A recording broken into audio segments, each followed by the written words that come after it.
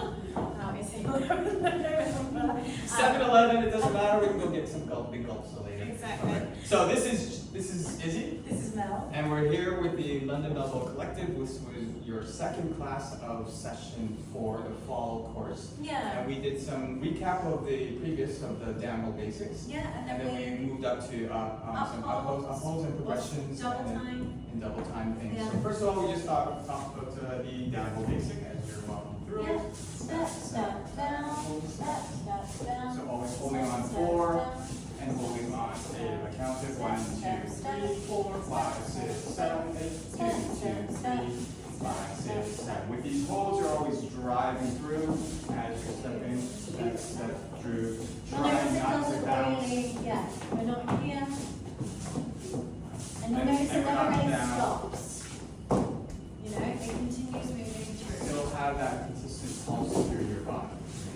So then what we did was we actually tried to do an uphold basic, which was completely different. Well, not really different from the downhold basic. We're just changing the We're changing things, yeah. So with the downhold basic and the uphold basic, there are other terminologies of it. So you have either a downhold basic, which is also called a single time basic, and you also have the uphold basic, which is the double time basic. And it's not because we're going down into the ground or going up into things. It's because we're just changing the rhythm pattern where we're holding on different counts of the beats. So that if you think of the basic in four steps, your first 2 steps on the downhold basic are steps, and then your second 2 beats are a step and then a hold. So it looks like this: step, step, step, hold. When you do an uphold basic, your first 2 beats are exactly the same, but your second 2 beats are reversed. They're now a hold and a step.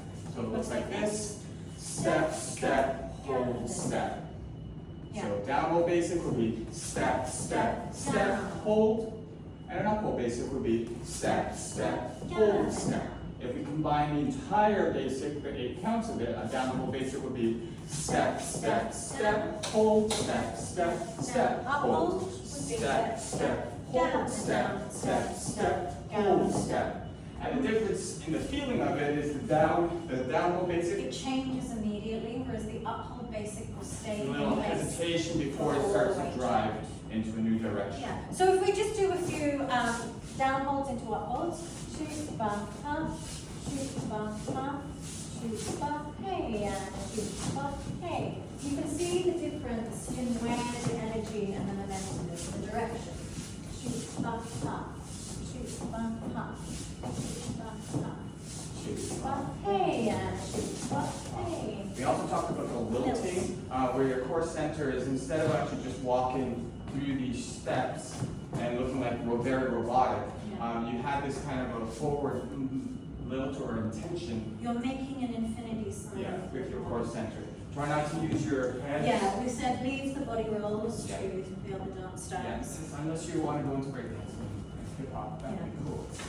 So you can actually try that with this. And then you can mix up those basics, either uphold, 2 sets of upholds, 2 sets of downholds, or you can do half of it, so 1 half of a downhold, 1 half an uphold, 1 half of an uphold, and 1 half of a downhold. Yeah. It looks like this. So we just did a basic of your choice. Then I did a downhold basic, followed by an uphold basic. So each this way, a downhold basic holder, and I notice I'm always holding on the left side for the leaders when I'm doing a downhold basic, followed by an uphold basic. Whereas a downhold basic, I'm alternating my side where I'm holding. And that's what's beginning. You can also do the uphold basic, but that's something for you to practice when you're going on some social master. And then we finally did some progressive steps, where we're just doing steps. We took a walk, basically. Yeah, We took took a walk. But we didn't take a walk like this. We didn't take a waddle. A We took a waddle. walk. We took a walk. So we think about our weight transfer or our weight distribution. You have a left side, a right side, but you also have your center axis. And a lot of times when we're stepping in a shuffle, we tend to think if our feet are too wide apart. Yeah. So remember at the beginning of the class we were talking about these weight shifts being much harder. Yeah. And if we put 100% weight on both sides in the fast music, all of a You're going to do a sudden, cat and Kim. Yeah, you guys, there's a different feeling of a dance. It could be salsa, but also in the faster tempos, you'll get this penguin look. And Yeah. that's something that is not very, very conducive to the dance, but also you'll wear yourself out really, really quickly. It'll Think of your very weight intense. is centered, and you just put 50% of your weight on one side and the other, one side and the other, as you're shuffling. And you can shuffle at any time you want. You put your weight on the balls of your heel, feet, where your feet then starts to shuffle outward. If it's a little bit more, you can actually fan out. But the main emphasis is I'm focusing my weight in the center. I'm only transferring my weight 50% on each side. So I'm not doing this. Yeah. I'm actually just on that side. So it allows you when you're moving, you can move ever so slightly without having to feel you're leaning on one side all the time. Yeah. So almost like a little Because that kind of turns into like house. yeah, and it's not a wrong thing. But Just a different step. just a different step. Yeah. So then we just did the progressive steps. Yeah, and then we move into Out and in, outwards. where we did the basic. Basic. Boom.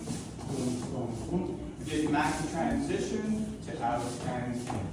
Out and in. So it's basically an up hold basic followed by a down hold basic.